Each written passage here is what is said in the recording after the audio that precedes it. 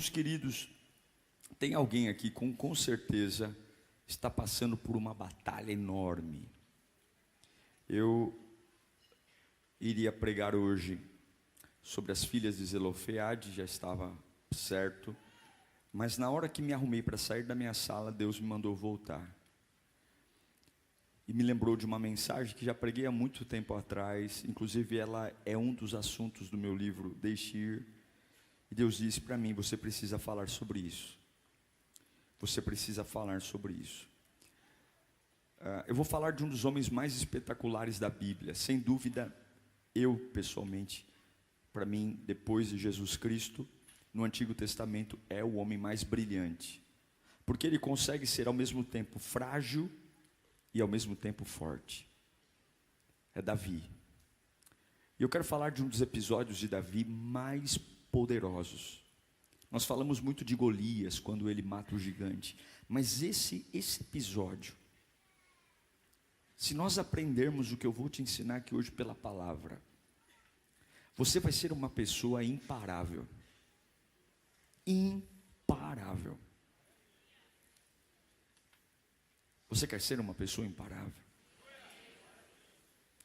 Abra sua Bíblia então em 2 Samuel, capítulo 12, versículo 15. Você que está online, seja muito bem-vindo. Espero que você leve a sério aí, assista o culto, deixe sua casa ser inundada pela graça de Deus e participe, interaja, dê suas glórias aí no chat e deixe que a palavra de Deus pegue você. Depois que Natã foi para casa, o Senhor fez adoecer o filho que a mulher de Urias dera a Davi. Verso 16. E Davi implorou a Deus em favor da criança. Ele jejuou e, entrando em casa, passou a noite deitado no chão. Os oficiais do palácio tentaram fazê-lo levantar-se do chão, mas ele não quis. E recusou comer. 7 dias depois, a criança morreu. Os conselheiros de Davi estavam com medo de dizer-lhe que a criança estava morta. E comentavam: enquanto a criança ainda estava viva, falamos com ele, e ele não quis escutar-nos. Como vamos dizer-lhe que a criança morreu? Ele poderá cometer alguma loucura. Davi, percebendo que seus conselheiros cochichavam entre si, compreendeu que a criança estava morta e perguntou: a criança morreu? Sim, morreu, responderam eles. Então Davi levantou-se do chão, lavou-se, perfumou-se e trocou de roupa. Depois entrou no santuário do Senhor e adorou. E voltando ao palácio, pediu que lhe preparassem uma refeição e comeu. Os seus conselheiros lhe perguntaram: por que ages assim? Por quê? Enquanto a criança estava viva, jejuaste e choraste, mas agora que a criança está morta, te levantas e comes. E ele respondeu: enquanto a criança ainda estava viva, jejuei e chorei. Eu pensava, quem sabe, talvez o Senhor tenha misericórdia de mim e deixe a criança viver. Mas agora que ela morreu, por que deveria jejuar? Poderia eu trazê-la de volta à vida? Eu irei até ela, mas ela não voltará para mim. Que aula! Que aula! Feche os seus olhos, Espírito Santo. Nós já adoramos o teu nome com canções, Mas eu preciso te ouvir, Senhor. Minha alma precisa de ti. Meu espírito precisa de ti. Eu quero sair da minha arrogância, do meu orgulho. Eu quero me despir da minha inteligência para ouvir a tua voz. Há um Deus que me ama, está aqui. Fala conosco, Senhor. Sopra o teu vento sobre nós. Venha com o teu Espírito Santo, incendeia o nosso coração, incendeia a nossa vida, faz-nos entender os teus propósitos, Deus. Eu quero ir para minha casa hoje com direção, com vida, com força, para a glória de Jesus. Esse texto é um texto decisivo na vida de Davi. Você sabe, Davi gera um filho numa mulher que não é sua. E a consequência do pecado é, essa criança vai morrer. Deus envia o profeta Natã para dizer claramente que a criança vai nascer, mas não vai sobreviver. Davi entra numa guerra com Deus. Davi é um homem de fé. Davi não falta fé. Ele já matou um gigante. Ele sabe o que é ser usado por Deus. Ele já rasgou o leão, ele já rasgou o urso. Ele é um homem que já ouviu Deus falar com ele. E ele agora entra numa batalha para tentar reverter uma sentença.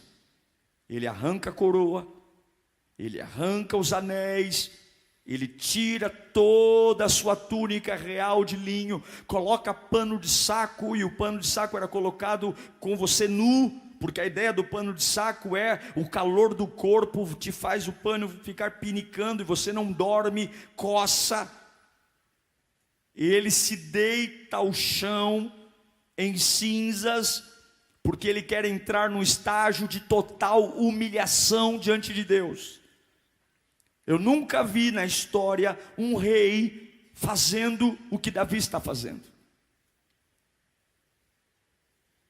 Uma humilhação profunda para tentar mudar um resultado, para tentar entrar numa batalha espiritual e dizer: Deus, reverta o que o Senhor disse, conserte isso. Mas no sétimo dia, sem comer nada, sem se alimentar, deitado no chão, chorando, se humilhando, dizendo: Deus, por favor, não adiantou nada. Ele vê os servos cochichando e ele já, inteligente como é, ele já sacou que a criança estava morta. Os servos estão com medo porque eles imaginam que Davi vai fazer uma loucura, porque ele se humilhou muito para Deus curar a criança. E se ele abriu mão de tudo para Deus curar a criança e Deus não curou, então agora ele pode, sei lá, se matar.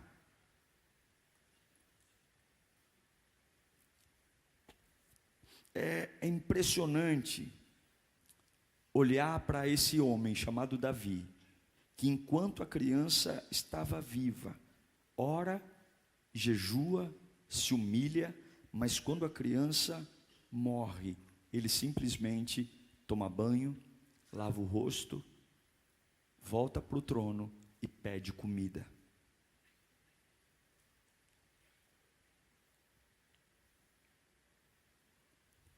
Uau!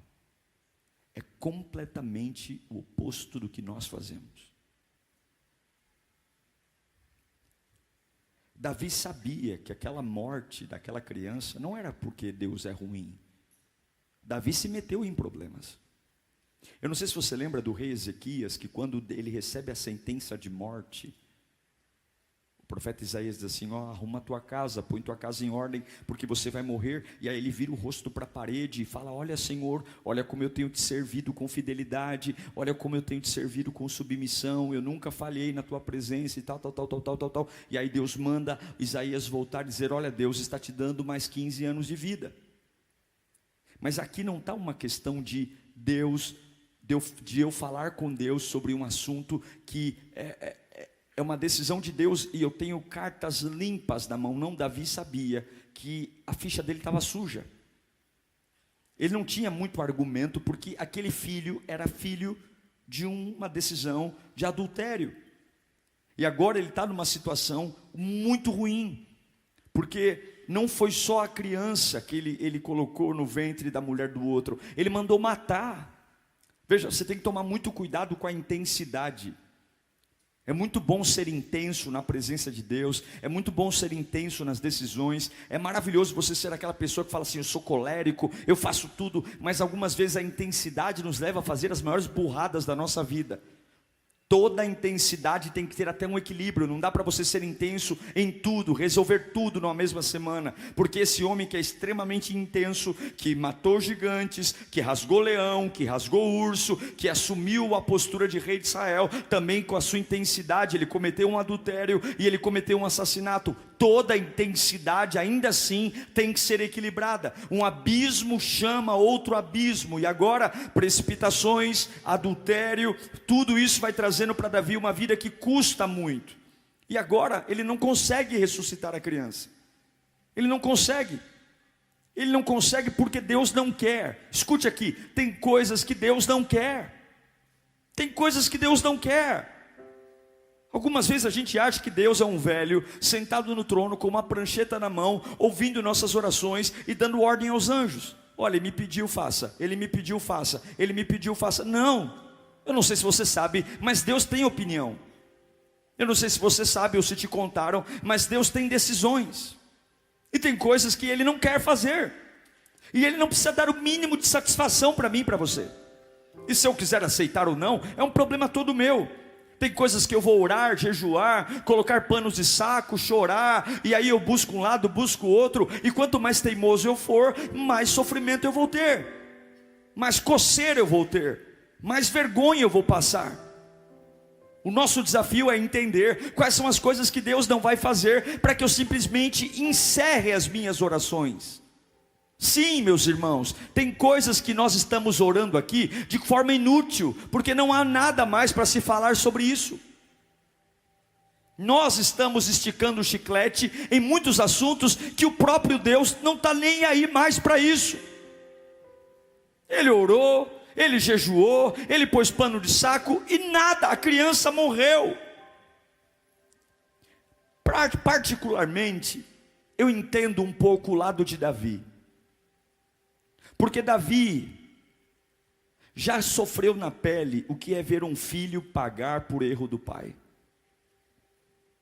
Eu acho que quando Davi percebeu que aquela criança que estava no ventre da Betseba ia morrer, eu acho que ele lembrou dele. Não sei se você lembra, Davi foi um filho que o próprio pai não acreditou no chamado dele. E é ruim quando você vê na vida do seu filho se repetir uma história que você passou. Por um equívoco de Jessé, Davi foi quase que excluído do reinado. Enquanto os irmãos estavam de banho tomado para serem escolhidos como rei, ele estava no pasto cuidando das ovelhas. E se não fosse Deus mandá-lo chamar, papai nunca chamaria. E eu penso que agora passa um filme na cabeça dele dizendo: o meu pai me sabotou e eu agora também estou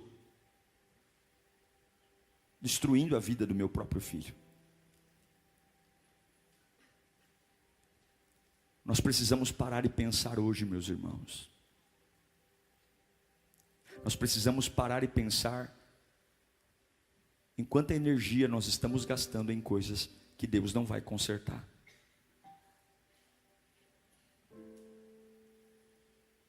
Será que o motivo do meu jejum de Daniel é um motivo de algo que Deus tem interesse em consertar? Mas Deus é poderoso, mas Deus é fiel, mas Deus já viu o poder de Deus, pastor. Eu já vi o quanto Deus pode. Mas não é porque você está fissurado nisso, não é porque você está com os olhos vidrados nisso, que Deus também tem interesse nisso. A fé é uma ferramenta poderosa.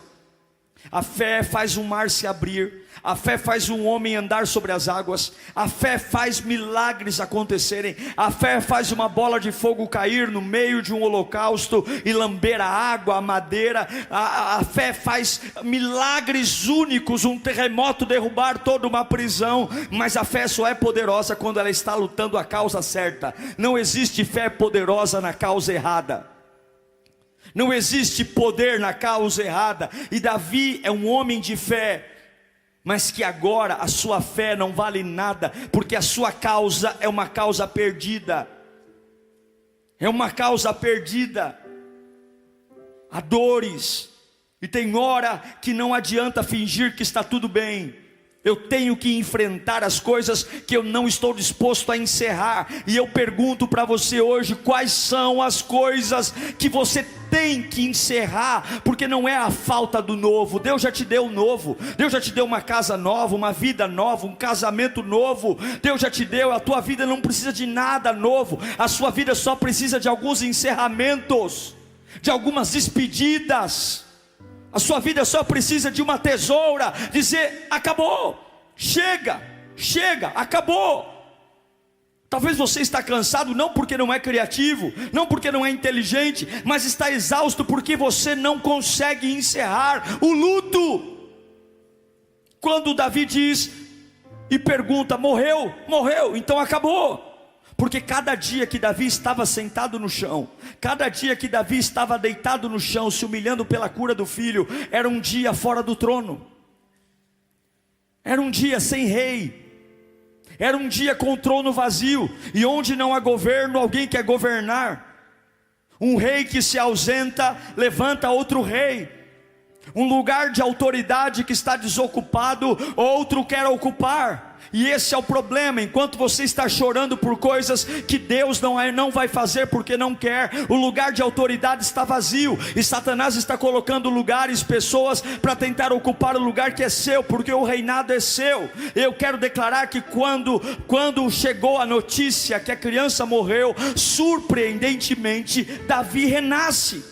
E ele não renasce porque está feliz, ele não renasce porque está contente. O coração dele está dilacerado. O filho dele acabou de morrer. Eu não tive a experiência de perder um filho, mas aquele que já perdeu deve saber o quanto isso é desastroso, o quanto isso é difícil. Mas eu não quero que as pessoas entendam o meu interior. Quando eu me levanto, quando Deus encerra um assunto, não é para provar para os outros que sou forte, não é para fazer terapia, mas eu preciso responder ao céu de que eu não sou submisso à vontade de Deus só quando Ele faz o que eu peço. Eu sou submisso à vontade de Deus quando Ele contraria totalmente os meus desejos. O céu tem uma expectativa de que você não seja apenas um enjoadinho, engomadinho, que vem para a igreja apenas apontar o dedo para Deus e dizer: faça, mas o céu está esperando um caráter de filho, que consiga, mesmo com a alma quebrada e doída, dizer: Pai, eu orei tanto por isso, eu clamei tanto por isso, eu chorei tanto por isso, eu estudei, eu trabalhei, mas hoje eu entendi que acabou mesmo, eu estou encerrando o assunto, eu vou lavar meu rosto, eu vou trocar minhas vestes. Talvez demore alguns meses para eu voltar a sorrir, talvez demore alguns meses para eu voltar a colocar a cabeça no lugar, mas eu não vou deixar o trono vazio. Eu não sei para quem eu estou pregando aqui, mas você abandonou o trono já há muito tempo. O lugar de governo que Deus te deu, seus dons, seus talentos, o lugar que Deus te promoveu, é hora de acabar o luto, é hora de sepultar a criança. Deus acabou com esse processo, mas não acabou com você. Ainda há coisas para vir pela frente. Ele não morre, Davi não morre, Davi não se mata, Davi não toma veneno, Davi não toma chumbinho, Davi não corta os pulsos. Ele simplesmente diz: preparem meu banho, lavem meu rosto, faça a comida, porque eu vou voltar.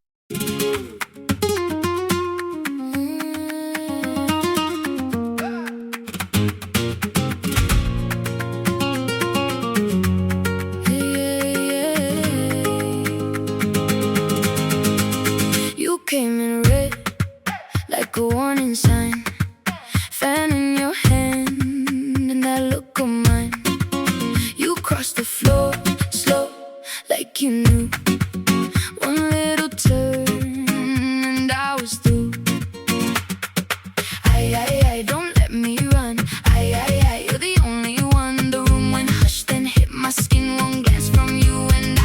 line. Red fan, shake me again. Red fan, I can't pretend. You twist my name, then you walk away. Red fan. Tá a viver e eu vou encerrar o que Deus encerrou. Qualquer um se ergue quando as portas se abrem.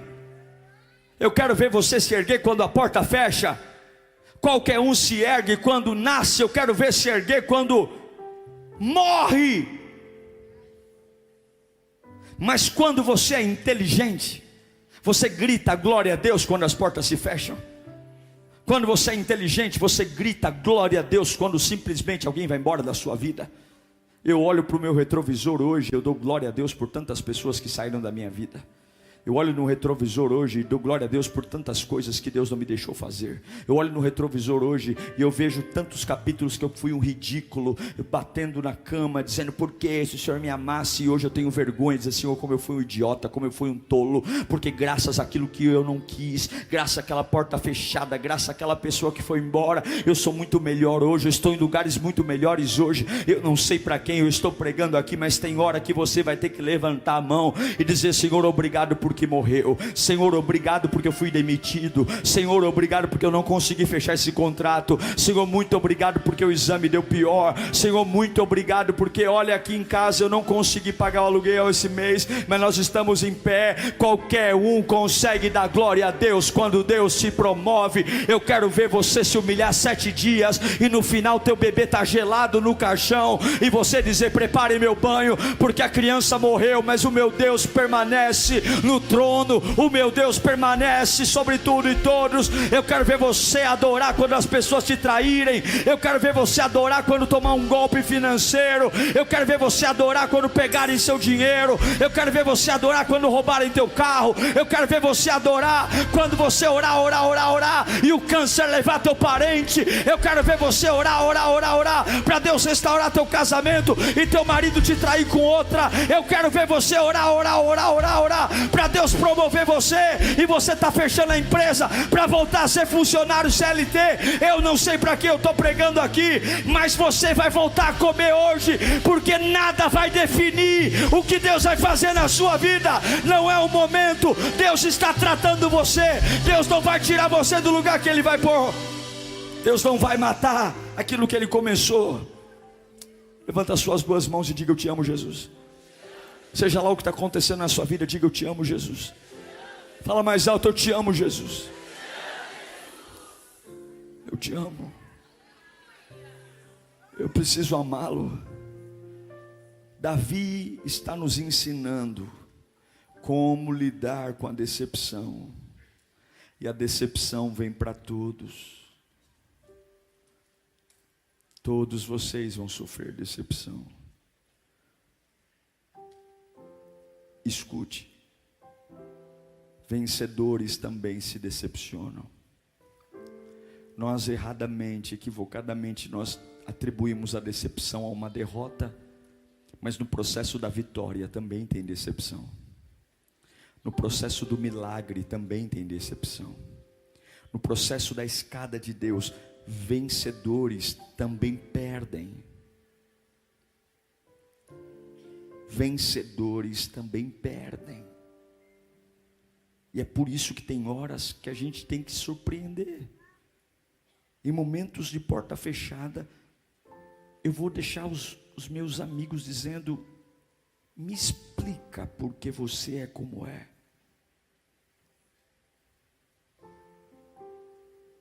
Me explica porque simplesmente você não enlouqueceu. Me explica porque simplesmente você não fuma, você não bebe, você não cheira. Me explica porque simplesmente você não traiu sua mulher. Me explica porque simplesmente você não desviou. Eu acompanhei sua trajetória.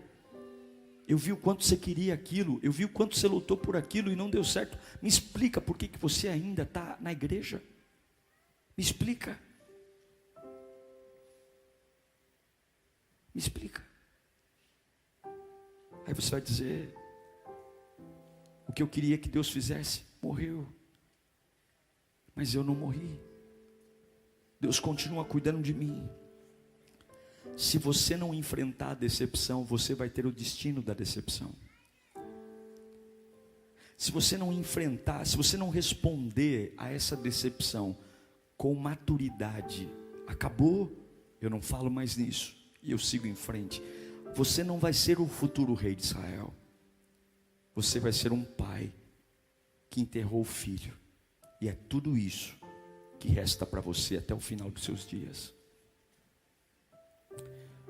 Se você não responde, se você deita, se você toma chá na cama, se você some, você precisa entender que se as suas decisões não forem alinhadas com a sua forma de viver, você vai perder. E sabe o que eu acho maravilhoso? Algumas vezes quando a gente tem uma decepção, olhe para mim aqui, caminho para o fim. A gente quer encobrir o sol com a peneira. Então eu tenho uma decepção e eu começo a fazer um monte de coisa rápida. Então a empresa não está indo bem, eu quero abrir uma outra empresa logo, eu quero ocupar o tempo, o meu casamento não está indo bem, eu vou comprando pacote de viagem, nós vamos viajar, nós vamos fazer alguma coisa, o ministério não está fluindo, eu vou mudar de igreja, porque nós sempre queremos na decepção fazer alguma coisa rápida, a gente quer tomar uma decisão, a gente quer ocupar o tempo, porque eu tenho medo de encarar o que aconteceu, parece que eu não quero que a ficha caia, né? Eu não quero digerir esse negócio de que meu filho morreu, então vamos nos ocupar, vamos fazer uma coisa nova, vamos correr, mas tem coisas que não adianta, você tem que parar, não fazer nada, você tem apenas que trocar suas roupas e continuar no mesmo lugar. Você ainda tem um velório para fazer, você ainda tem um sepultamento para fazer, mas antes desse velório, antes desse sepultamento, você vai reconhecer: Deus, eu orei, mas a decisão final é tua, e eu aceito a tua decisão. Deus, eu jejuei, mas a decisão final é tua. E eu me pergunto aqui hoje, quantas pessoas hoje vão precisar sepultar aquilo que Deus já deixou muito claro que não vai, e não é por falta de talento, não é por falta de oração, não é por falta de fidelidade, não é porque Ele te odeia, não é por falta de resiliência. Você orou como ninguém, você cantou como ninguém, você fez campanha como ninguém, não é falta de intensidade, você falou em língua, você orou, mas é uma questão de que Deus está fechando uma porta. E eu quero anunciar para algumas pessoas aqui, talvez você veio para esse culto dizendo: Deus tem uma porta aberta para mim, e hoje Ele está dizendo: eu tenho uma porta fechada para você, eu tenho algumas portas fechadas. É difícil dar glória a Deus com as portas fechadas, não é? É difícil a gente falar: oh meu Deus do céu, que aleluia, que alegria. Não, eu quero dizer que tem algumas portas fechadas, porque um perdedor e um vencedor é definido exatamente quando as portas se fecham. Um perdedor, quando a porta se fecha, ele nunca mais tira o pano de saco. Um perdedor, quando a porta se fecha, ele nunca mais toma banho, ele nunca mais lava o rosto, ele está sempre nas cinzas. Mas um vencedor, quando a porta se fecha, ele engole seco, e ele troca as vestes, ele lava o rosto. E eu sei que alguns aqui vão andar com o rosto desbotado de tanto que você vai lavar. Eu quero andar com o rosto desbotado, eu quero ser alguém rápido para entender que quando Deus encerrar um assunto, eu quero lavar meu rosto rapidamente, porque eu quero estar pronto para o próximo nível, eu quero estar pronto para as próximas coisas, e não há nada que eu possa perder que vai matar, que a melhor coisa ainda está por vir. A glória da segunda casa é maior do que a da primeira. Nós precisamos mudar algumas mentes. Alguns aqui estão abraçados a caixões, alguns aqui estão gritando que a vida acabou, alguns aqui estão dizendo que não, eu não aguento mais. Mas hoje talvez eu não tenha uma boa notícia para você. O que eu tenho talvez para você é uma péssima notícia, que aquilo que você tanto queria, Deus hoje está dizendo: acabou, morreu, não tem mais jeito. Eu vim aqui anunciar a morte de muitas coisas na sua vida, para que finalmente o novo chegue. Não vim anunciar a vida, não, eu vim anunciar que aquilo que você talvez orou, jejuou, clamou, Deus está dizendo: eu não vou consertar, porque eu não quero. É duro dar glória a Deus por isso, eu sei, mas Deus está dizendo: é assim que eu vou provar o seu coração. E eu vou pronunciar algo aqui hoje. O teu passado quebrou você, mas eu não vou deixar o teu passado quebrar o teu futuro. Eu não vou deixar as perdas quebrarem o teu futuro. Então abra a cova, sepulte a criança morta e volte para o trono, porque eu ainda não acabei com você, Davi. Eu ainda não acabei com você, Davi. Eu ainda não acabei com você, Davi. Eu vim pronunciar o fim das batalhas que você deveria ter lutado e não lutou. Eu vim pronunciar o fim da amargura na sua alma. Eu vim pronunciar o fim da humilhação no teu coração. Eu vim pronunciar o fim das humilhações da última igreja que você congregou, e até hoje você fica no grupinho de WhatsApp fazendo fofoca na vida dos outros. Eu vim pronunciar o fim da amargura porque você foi traído e declarou que nunca mais vai ser feliz no amor. Eu vim pronunciar o fim desse apego, esse apego financeiro. Tem tanta coisa maravilhosa perto de você, tem tantas outras oportunidades, mas você é um burro chucro, não olha para o lado, não vê outras oportunidades. Deus está dizendo: eu não te odeio, Davi, mas eu não vou deixar aquilo que você errou marcar a tua geração. Eu vou recolher essa criança, mas eu ainda te darei filhos. Levanta as mãos para cá. Eu vim pronunciar através de Deus a morte de tudo aquilo que tira você do reinado que Deus tem para você.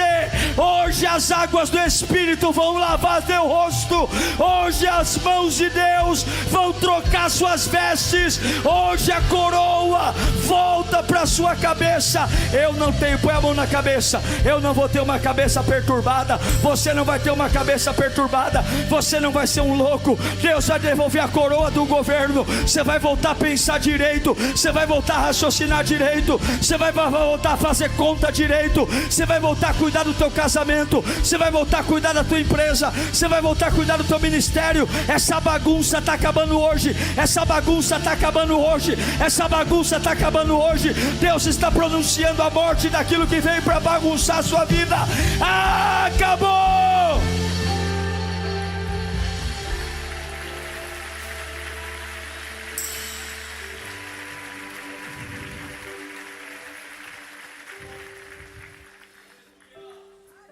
Uma boa decisão sempre vai determinar o tempo do luto. Repita comigo: uma boa decisão sempre vai determinar o tempo do luto. Que decisões você está tomando? A decepção sempre estará próxima da decisão que você vai tomar. Você tem que hidratar seu rosto hoje. Você tem que superar.